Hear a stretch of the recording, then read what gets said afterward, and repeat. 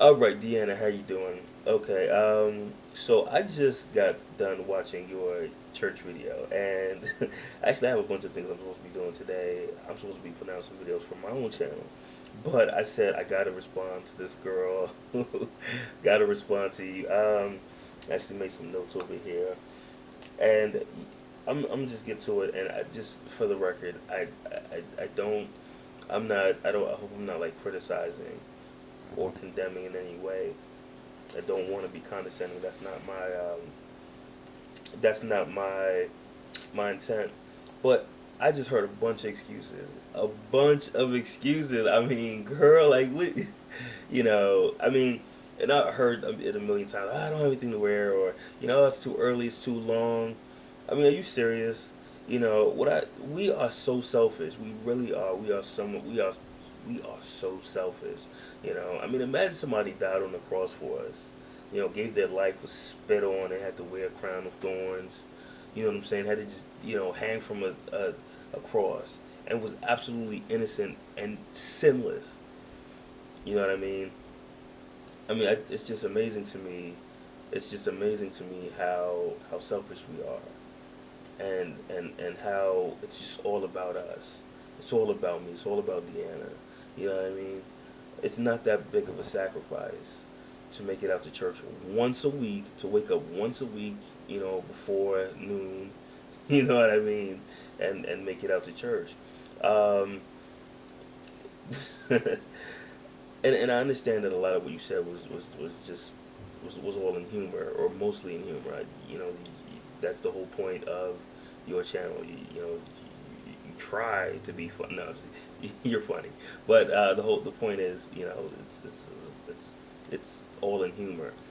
But you know, I'm sure there's some truth to to the whole comical nature of your channel, and that particular video. So I don't know. We're selfish, and the thing is, I think we often rob ourselves of of benefits and opportunities when we go into things thinking like, what am I gonna get out of it? What am I gonna get out of it? Me, I, and especially when we have negative, when we go into things thinking negatively.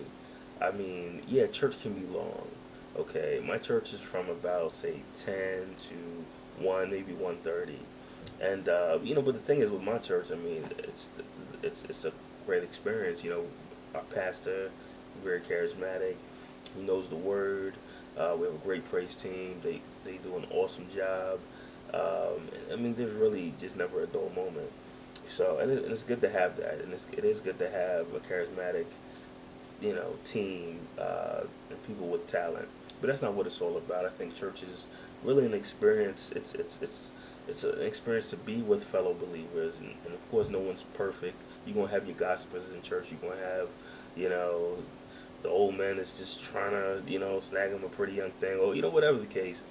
Sometimes the pastor is trying to snag him a little, Anyways, but we're not perfect, and that's why we're all coming together to be a little bit more perfect, a little bit more like Christ. Um, the Bible speaks on not what is it? Not forsaking the assembly of saints. Okay, and so just remember that you don't want to put it like this. We spend the whole week in the world, right? We spend the whole week in the world. You probably don't have a problem going out to the club, And with the club you have to wait in line. You're around a bunch of like drunks and like just pushing and especially if you're like claustrophobic like me. I don't really like being too close to other people, and so there's like you're in this tight space and the music's loud and you know I don't know. It's just funny to me how some people can the priorities, how we prioritize life. You know what I mean? We can make time for going to the club, going to a concert, things like that. But when it comes to God, when it comes to Bible study, when it comes to prayer, when it comes to that communion with God, we just don't have the time. You know what I mean? And I think the issue with you is it's not about your issue is not really about going to church. Your issue is your relationship with God. And that's one thing I realized in my life, because I don't pray as I should. I woke up this morning, I didn't pray. And that's just being real with you. I didn't pray, but I got on Facebook. You know what I'm saying? And so we make things that's not important more important than they should be, and our whole priorities are just so out of whack. You know, I mean, take me for example. I love fragrances. I talk about fragrances. I have a channel about fragrances. You know, I go to the store. I sniff a bunch of fragrances. I typically, I mean, fragrances take up hours of my day sometimes. You know, as far as, being online, reading about them, watching YouTube reviews, things like that. And so that's what I've made important in my life. You've made your channel important in your life, and your channel, it's funny and it serves that purpose. You know, you get a good laugh and all that. But if you think about it, and I don't say this to be mean, but it's all foolishness. You know, I mean, your channel is foolishness. What you speak, I mean, it's and I just want to be clear.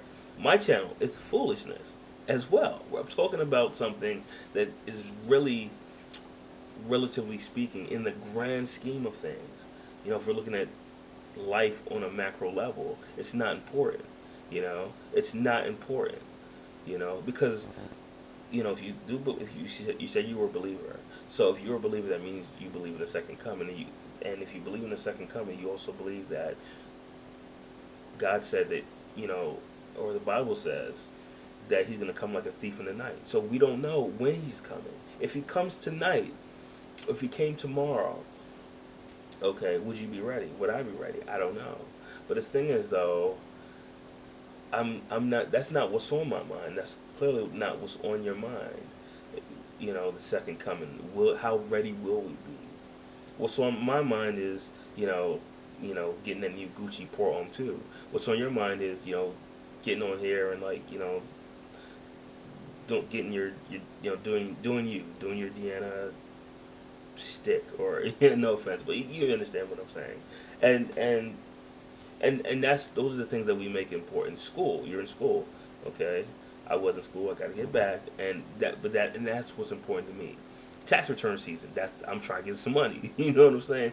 That's what's important to me. So we make these things that's not important. These relatively foolish things. We make those things our world, okay, and it's selfish. It really is. I mean, this is our Creator. This is the person who died on the cross for us, okay? And we don't take the time out to reverence Him, to worship Him, to praise Him, to speak to Him, just be in communion with Him. And I think that's unfortunate. On to some of the excuses that you made, dress, like attire. What do you wear? Well, what do you wear to work? What would you wear to an interview if you're not working? What would you wear to an interview? Okay, whatever that is, wear that. Just don't show a lot of skin. You know what I'm saying? I mean, this is really not that difficult. I wrote some of this stuff down because I knew I'd forget it, in the midst of things. Let me see. Some people talk about how long it is. Yeah, church can be long. Church can be long.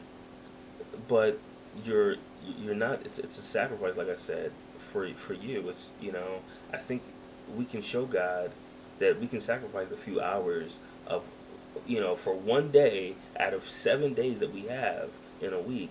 We can sacrifice a few hours for God, right? So and fair is fair, and I think that's very fair. So that's not really a good excuse. What else did I write down? Okay, I got the whole selfish thing, and one last point that I'll make. Hopefully, this is the last point. Oftentimes, we go into things thinking what am I going to get out of this? And a lot of the times, we don't even know the benefits that we're going to reap from something. I remember going to church one day, and I had every intention of just going to church and getting out of there the second church was let out. And on my way to the exit, as I was trying to leave church, a guy approaches me, and he's like, "Hey, we're having potluck. We need servers. Can you help serve?" I'm like, "Oh, I was trying to go, but I stopped and I helped him, and I helped those that were serving, and I had a great time. I didn't expect it though, and that was the thing that really stood out to me. The fact that I did not want to be there, but while I was there, I had such a good time interacting with the people that came in my line. All the friendly faces, and just I mean, I had a good time. We went out to feed the homeless one week. That was a great experience. Just seeing people who aren't as fortunate as you are, these impoverished people who and what just a simple meal, how that just made their day, really made their day, and that was a great experience as well. So sometimes when you help others, and I hope I don't sound like some kind of saint. That's not what I'm trying to get across, but sometimes when you help others and you go out of your comfort zone, and you do something that you wouldn't normally do, sometimes you reap rewards as well as those that you help. So I just wanted to put that out there. I touched on it. I don't know if I really made my point earlier, but I mentioned you not going to church is really about your relationship with God. And I feel like if you were there, if you were where you're supposed to be, prayer wise, if you were in the Bible, you would feel compelled to go to church. You'd want to be around fellow believers. You would want to hear the word more. You understand what I'm saying? And it's something I have to pray about too, because I'm not always in the word. In fact, today is my off day, and I planned on just like going, working out and like getting into, like getting online and Facebooking and stuff like that. Things that really aren't important. And I did plan to get into some Bible study later on, but I plan to do it later on after I got all my recreational stuff out of the way. So we got to get our priorities right. We got to get our priorities right. You mentioned that you were in Baltimore, and so what I did want to do also is extend an invitation to you. I'm not too far from you. I live in Upper Marlboro. My church is in Greenbelt. So, maybe a 45-minute drive. At the same time, if it's too much for you to get up before noon, I don't know if you're willing to make that trek. But it's not too far from you. So one day, if it's a Saturday and you're actually up before noon, please make it out to my church. It's called Restoration Praise Center. It's in Greenbelt, Maryland. You can send me an email or something like that if you ever do want to make it out. I don't know if I mentioned this. I am a Seventh-day Adventist. I worship on a Saturday. No, we are not a cult. And you'll find it out if you check us out on a Saturday. If you're ever interested in checking out a Seventh-day Adventist church, in the case that you haven't already. All right, I'm gonna bring this to a close. This video is 13 minutes, and so I hope I said something to get you to thinking. Okay, let's not be selfish, and let's work on our relationship with God, because that is way more important than the actual church attendance. That's really what it's all about, your relationship with God. Okay, hope I wasn't too preachy on this. All right, I'm bringing this to a close. Larwin, Sir Al, I'm out.